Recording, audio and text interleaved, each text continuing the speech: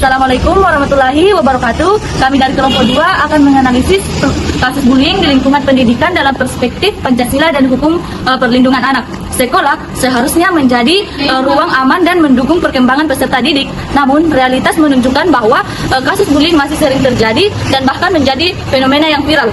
Nah, dalam kasus ini, untuk memahami kasus ini, di sini kami akan menampilkan ilustrasi dari sering terjadinya bullying di lingkungan sekolah.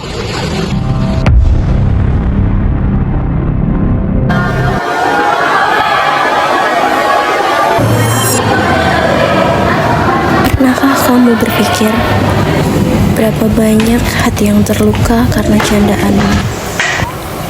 Kadang kata lebih tajam dari pisau dan tak semua luka bisa terlihat.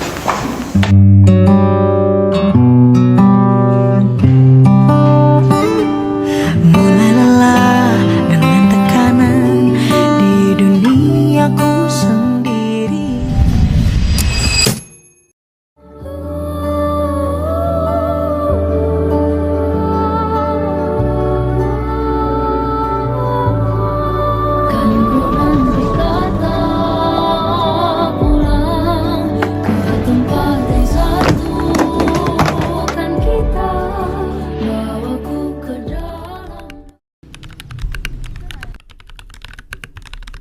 Lihat sana yang mau sekali mau pasti mau sekali kau lihat kayak sok caper sekali sistem aku juga tuh. Mau kira kau muak, saya juga muak. Jangan enggak sih?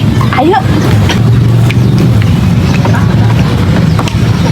Oh kerja.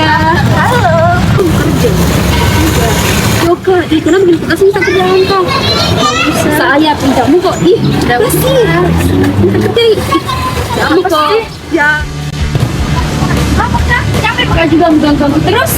Kau kenapa diganggu kok? Karena kau tuh piknik kok. Kenapa kau sering campur sama guru?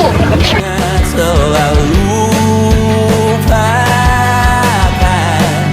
hal-hal yang menggangguku karena Dari ilustrasi tersebut, isu hukum dan sosial yang muncul adalah terjadinya bullying verbal di lingkungan pendidikan. Permasalahan ini tidak hanya melibatkan pelaku dan korban, tetapi juga menunjukkan adanya kelemahan dalam sistem perlindungan di lingkungan sekolah. Dengan demikian, isu utama dalam kasus ini adalah apakah tindakan bullying di lingkungan pendidikan dapat dikategorikan sebagai pelanggaran hak, serta sejauh mana tanggung jawab hukum institusi pendidikan dalam mencegahnya.